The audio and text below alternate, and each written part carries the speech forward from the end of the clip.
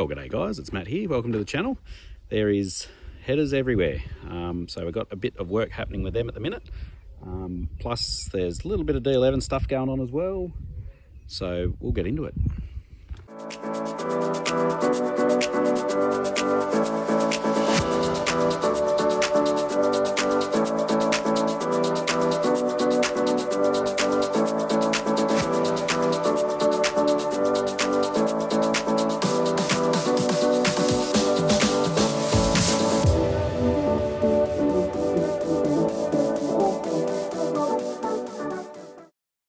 Well, we're all back here this morning, still trying to just piece together all the bits of machinery we got pulled apart.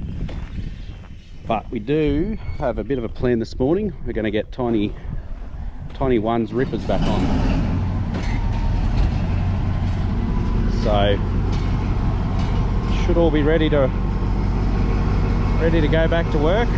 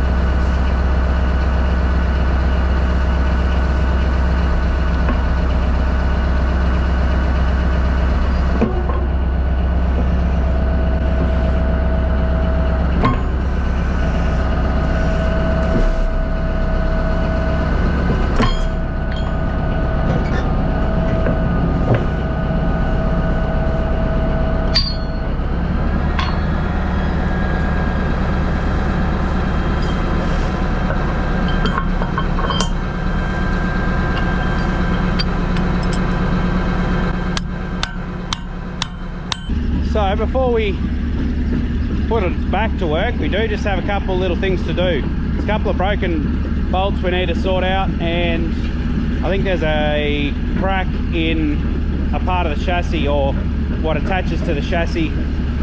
So we need to V that out, and I think it's been repaired a few times before, so we'll yeah, try and do a good job of it. Righto, so what we're doing is this little bit here. So you got your main chassis down there, that's fairly thick boxed section. Then you got this little tab here that comes up, and I think that's not exactly sure what it supports, but it's basically supports this all this stuff above it, which would kind of make sense. But you can see there's a hairline crack. It's been welded before, but I don't think we had the big welder then. So what we're going to do is V it right out, then fill it up, and then we'll probably put a bracket, extra bracket on there, like a bit of a fish plate bracket somewhere, to just try and strengthen that up. It's only about 10mm thick, that plate, so it's not crazy thick, but that's what we're doing there. Then underneath here,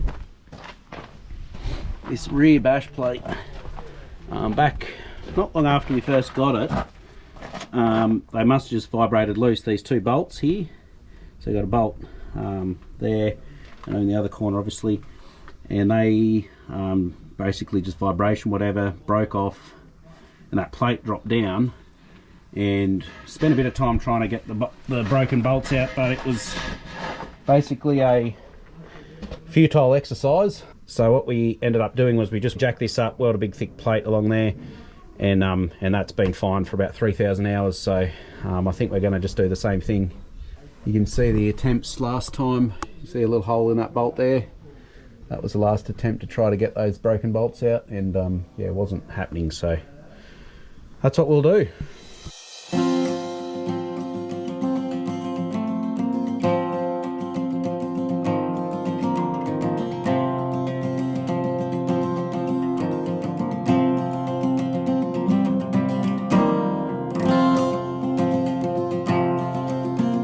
Well, it's a bit tricky to get that weld to stay where I wanted it to, but yeah, that is a good bit of penetration there. It just doesn't look very tidy.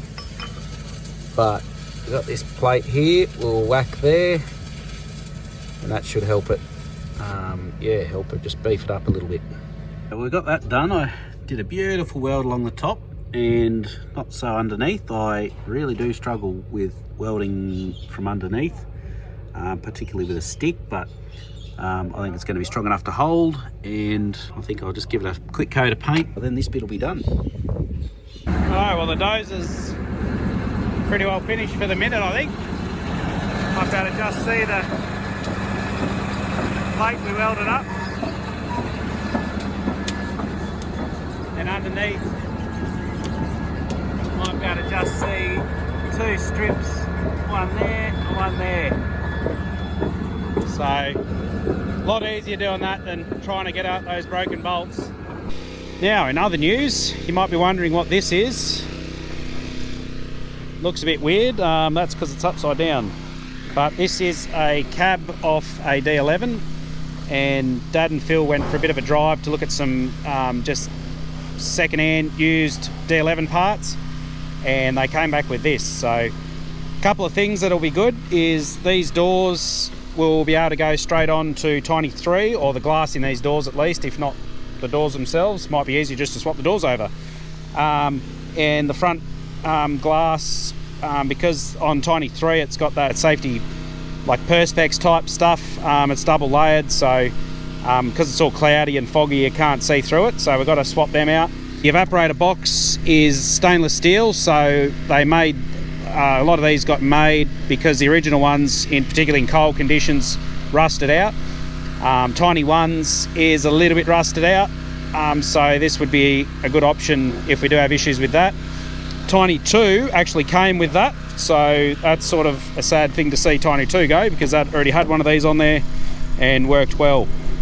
But we've also got a spare seat, we've got yeah, just a lot of spare stuff, gauges. I've got the whole dash panel, pedals, levers, they've got wiring harnesses and all of that. So we yeah, we've got plenty of spare parts, so that'll be good. It hasn't been stored upside down, it was just the easiest way to bring it back was upside down, so we will eventually flip it back over, keep it all nice and tidy, so if we ever do want something we can just grab it. We're back over here on header number 1.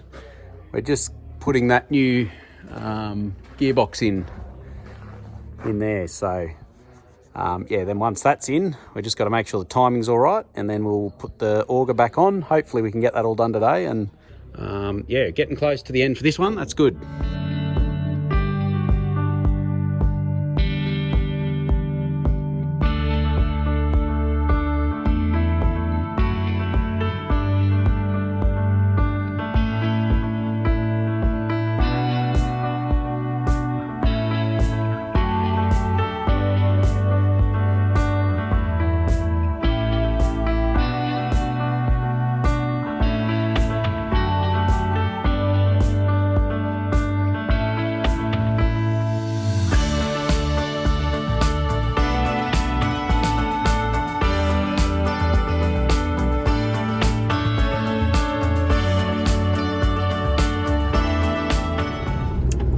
Well guys, it's actually been a couple of days since I've taken any footage. We had about 20 mil of rain, I think. yeah, it was a very good thing we actually didn't get too much. So, but you can see the canola, it's really starting to shoot up.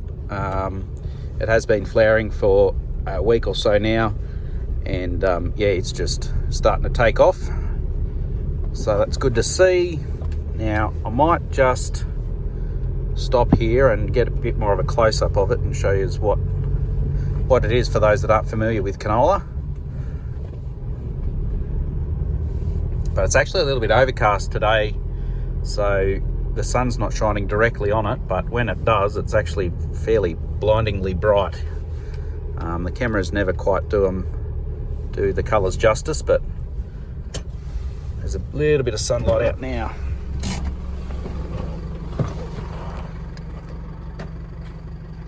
So if we go for a little walk in here, so basically you've got your flowers on top, and all these down here, all these bits here, they will fill out into pods and the seeds will form inside of them. So yeah, that's looking really good. So all of these here were flowers once, and hopefully all of these flowers will turn into pods as well, because that obviously is what gives you your seeds. So yeah, it's nice and bright, it's quite pretty. This is the only time we've ever had all of this main farm in canola.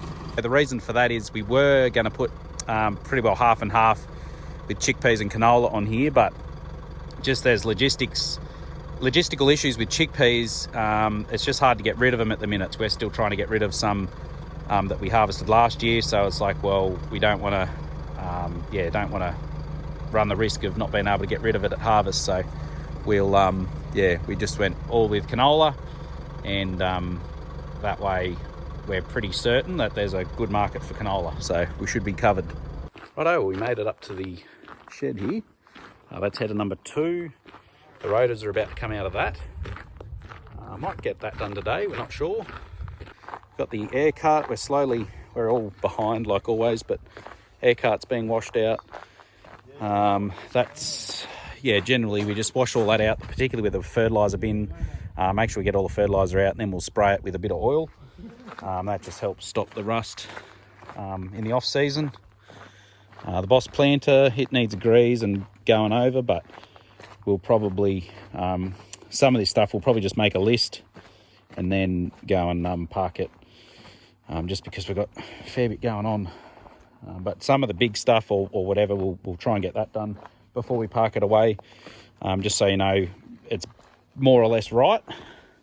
The grader is still here. Since the rain, we haven't done anything with it, but yeah, it was good. It had a good few hours of work to test it out. It all seems good, there's no leaks. So yeah, it's all good.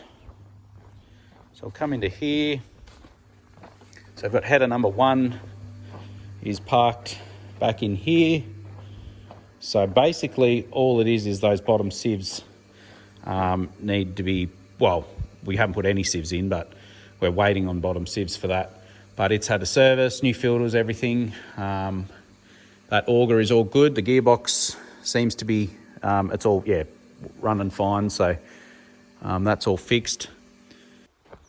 So we've got over here the cab, that spare cab off the D11.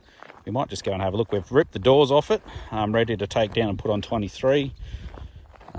So that is all ready to go.